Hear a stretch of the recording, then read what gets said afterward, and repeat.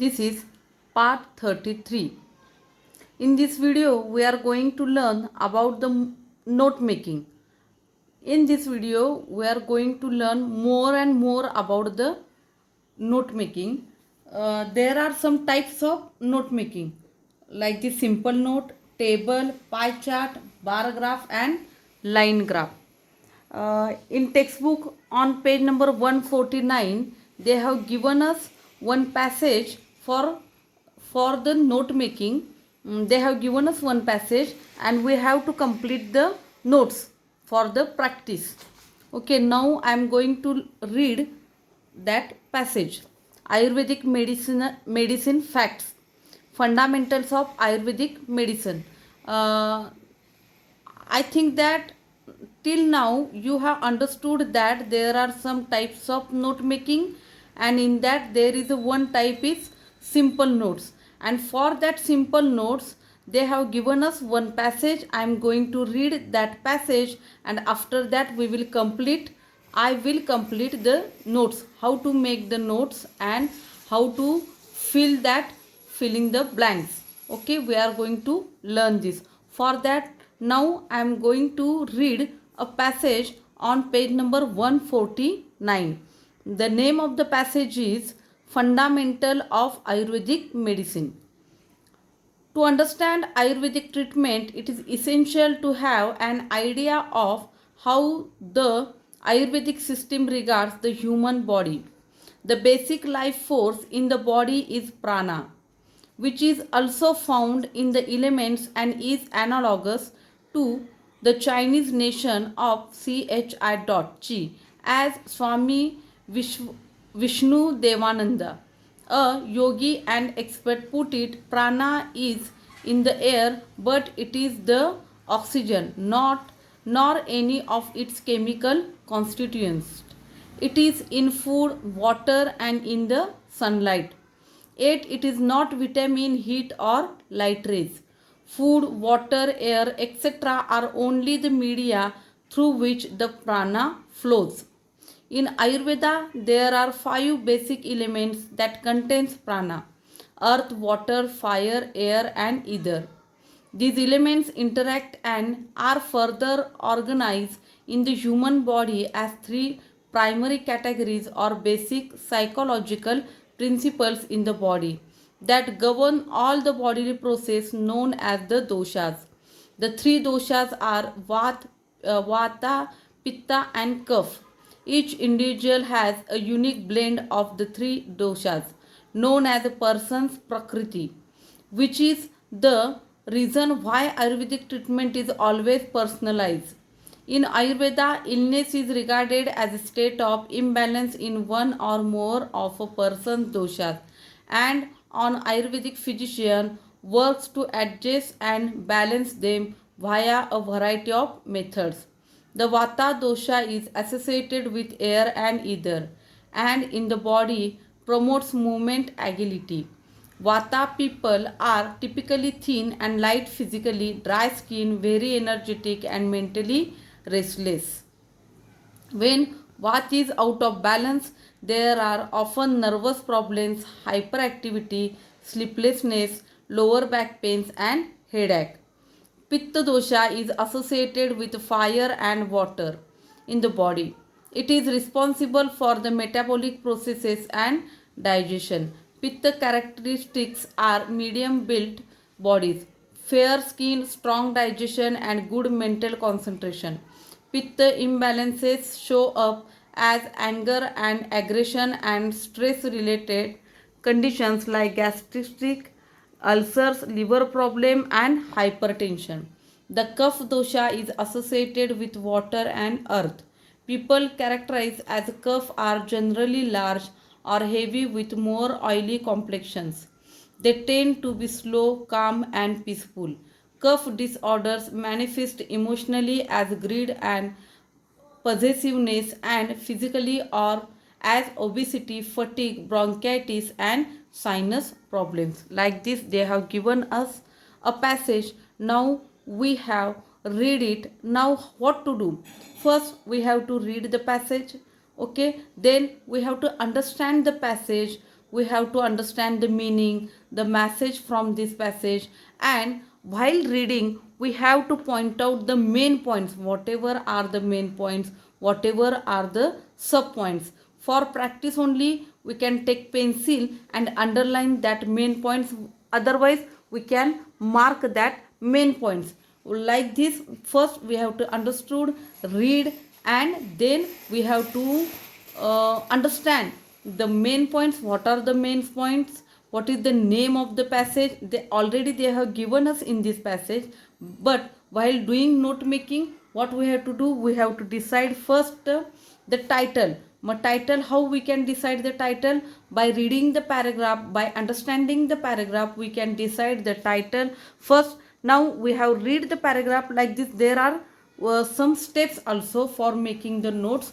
Then afterwards we have to define the title. While defining when we have defined the title, then we have to write down the main points, and then we have to write down the sub point. This is the technique of the note making. For practice they have given us this paragraph, so they have already given us some points also. So now we have to fill up these points only. What is the work for us now? We have to complete that, the remaining unfilled points.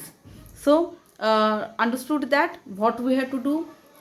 In Marathi I am going to tell you. First point is, first step is paragraph छानपैकी वाचायचा, समजून घ्यायचा. दुसरी step त्याचं title decide करायचं.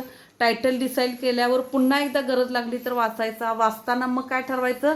त्याचे main point ठरवायचे. आपल्याला ओव्हरऑल वाचता वाचता कन्सेप्ट कळलेली असते, त्याचं पर्पज काय आहे, मॅसेज काय आहे, कशाबद्दल आहे वगैरे हे कळलेलं असतं.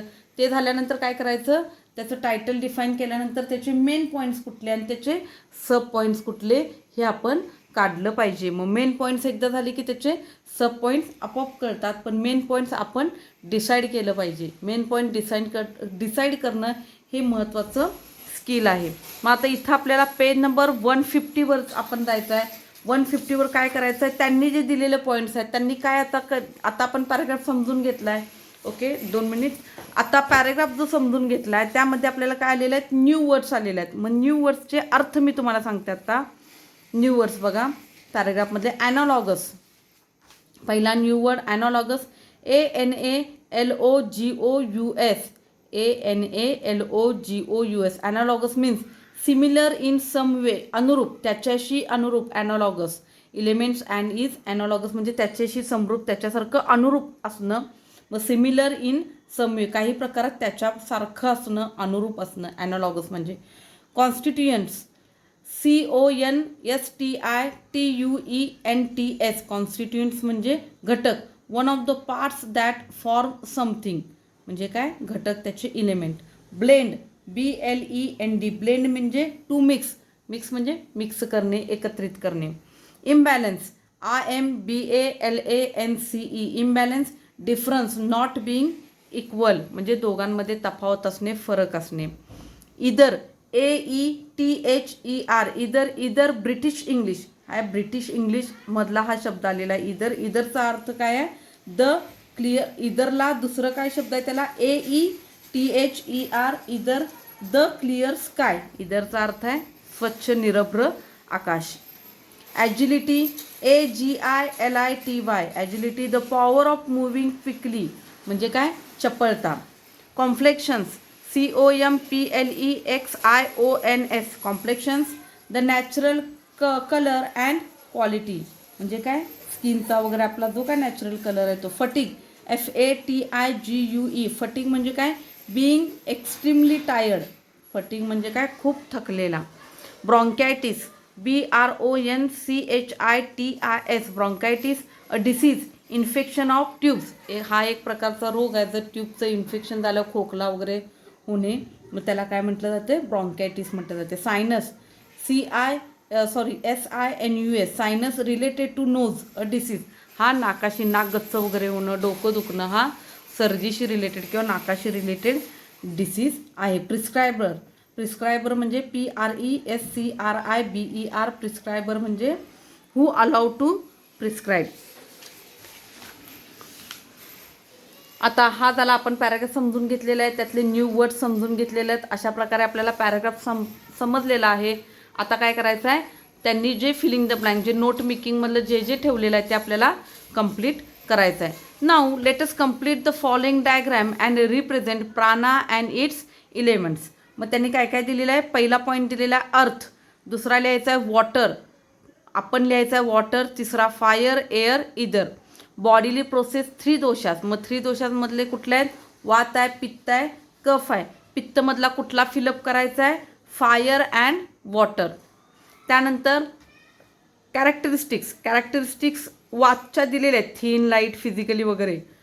पित्ताच्या पण दिलेल्या आहेत, मीडियम, बिल्ट बॉडीज वगैरे. आता कशाच्या कंप्लीट करायच्या आहेत, कफच्या कंप्लीट करायच्या आहेत. आता कफच्या कुठल्या कंप्लीट करायच्या आहेत बघा. कफचा आन्सर काय येणार, लार्ज और हेवी इन फिजिक. पहिला पॉईंट आला large and heavy in physique, दुसरा ऑइली, तिसरा कॉम्प्लेक्शन, चौथा स्लो, पाचवा काम अँड पीसफुल. हे झाले ह्याचे पॉईंट. आता इम्बॅलन्स शोज, मग त्यातलं वातामधलाच पॉईंट आपल्याला कंप्लीट करायचे. बाकीचे दोन्ही पॉईंट त्यांनी कंप्लीट केलेले आहेत, आन्सर दिलेले आहेत. मग वातामधला त्यातले कुठले कुठले पॉईंट आहेत बघा, nervous problems, hyperactivity, sleeplessness, lower back pains, headache. अशा प्रकारे हे एवढं कंप्लीट करायचं होतं आणि आपलं कंप्लीट झालेलं आहे. आता दुसरा प्रश्न दिला आहे त्यांनी, example, transfer the above information in the form of a table bodily process. मग हा प्रश्न पण काय करायचा आपल्याला कंप्लीट करायचा आहे. Answers are given directly and underline. आता जी काय आन्सर्स दिलेली आहेत ती आपण डायरेक्ट लिहायच्या आहेत आणि त्याला काय करायचं आहे, अंडरलाईन करायचे. आता ही जी आपण एक्स्ट्रा नोट मेकिंगमध्ये माहिती भरलेली आहे, जे फिलिंग द ब्लँक्स, एक तर तुम्हाला सिम्पल नोट येणार, सरळ तुम्ही नोट मेकिंग करायचं आहे 4 मार्काला. आता हा प्रॅक्टिससाठी म्हणून दिलेला आहे. त्यात काय पॉईंट वगैरे दिलेले असतात, स्वतः टायटल डिसाईड करायचं असते, मेन पॉईंट्स काढायचे. ते समजा त्यांनी सांगितलं असेल टेबल फॉर्ममध्ये करा तर टेबल फॉर्ममध्ये, ट्री डायग्राममध्ये करा तर ट्री डायग्राममध्ये, पाय चार्टमध्ये, बार ग्राफमध्ये, लाईन ग्राफमध्ये, कशा प्रकारे जर त्यांनी फॉर्मॅट सांगितलं असेल तर त्याच्या प्रकारे करायचे. किंवा सरळ शब्द वापरतात सिम्पल नोट. सगळ्यात काय केलं पाहिजे, मेन पॉईंट्स आणि सब पॉईंट्स काढलेच पाहिजेत. आता सिम्पल नोटला काय असतं, एकतर वरती लिहायचे किंवा त्याच्या बाजूला लिहायचे. म्हणजे इथं लिहायचं डाव्या हाताला मेन पॉईंट्स लिहायचे आणि सब पॉईंट्स त्याच्या समोर लिहायचे, किंवा वरती मेन पॉईंट्स लिहायचे आणि खाली त्याचे सब पॉईंट्स लिहायचे. अशा प्रकारे काय करू शकतो आपण, नोट मेकिंग करू शकतोय. पण इथं आपल्याला काय दिलेलं आहे, त्यांनी फिलिंग द ब्लँकसारखं दिलेलं आहे. काही दिलेले आहेत आणि काही फिलअप करायचे आहेत. त्यामुळं जे काय आपण फिलअप करणार आहोत त्याला मात्र काय केलं पाहिजे, अंडरलाईन कंपल्सरी केलं पाहिजे. कोणतेही टीचर ज्यावेळी तुमचा पेपर तपासतात त्यावेळी तुमचं ते पूर्ण वाचणार नाहीत, तर तुम्ही अंडरलाईन केलं असलं तर ते बरोबर तेवढे पॉईंट वाचणार अंडरलाईन केलेले. कारण की बाकीचं काय, already they have given us, we are only copying that matter. That's why there is no need to do underline for that matter. Whatever we have given the answer, for that answer only we have to underline the answer. And it is very important for the checking. It is the most important point. That's why you have to, whatever you have writing the answer, you have to underline. And it is most important for the note making. अशा प्रकारे आता पुढचा कुठला दिलेला आहे, form of टेबलमध्ये दिलेला आहे. फॉर्म ऑफ टेबलमधले आपल्याला कंप्लीट करायचं आहे. ज्यावेळी आपण आन्सर्स लिहू त्याला काय केलं पाहिजे, अंडरलाईन केलं पाहिजे. एवढं लक्षात ठेवलं पाहिजे. Okay, bodily process, they have given us title also and they have given us main points.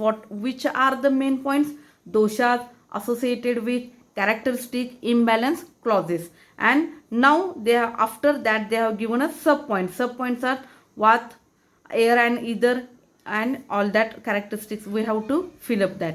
मग आता त्यांनी काय दिलेलं आहे, दोषांमध्ये वात दिलेलं आहे, associated with air and water. Characteristic ती तेवढी काय करायची आहे आपल्याला लिहायची. मग त्याची कॅरेक्टरिस्टिक काय आहे, एनर्जेटिक. मग एनर्जेटिकचं काय होणार, अंडरलाईन केलं पाहिजे, ENERGETIC, एनर्जेटिकला अंडरलाईन. इम्बॅलन्स कॉजेस ते पण आपल्याला फिलअप करायचं आहे. मग इम्बॅलन्स कॉजेस, नर्वस प्रॉब्लेमला अंडरलाईन केलं पाहिजे. पित्त, fire and water, underline. Strong digestion, aggression, AGGRESSION, त्याला अंडरलाईन केलं. कफ, वॉटर अँड अर्थ, अंडरलाईन. मग कॅरेक्टरिस्टिक स्लो अंडरलाईन. अशा प्रकारे अंडरलाईन करून आपण काय केलेले त्याचे आन्सर्स लिहिलेले आहेत. या पार्टमध्ये आपण 2 क्वेश्चन पूर्ण केलेले आहेत नोट मेकिंगवरचे आणि पुढच्या पार्टमध्ये आपण काय करणार आहोत ब्रेनस्टॉर्मिंग घेणार आहोत. Like this we have completed this video, so I can say you the okay.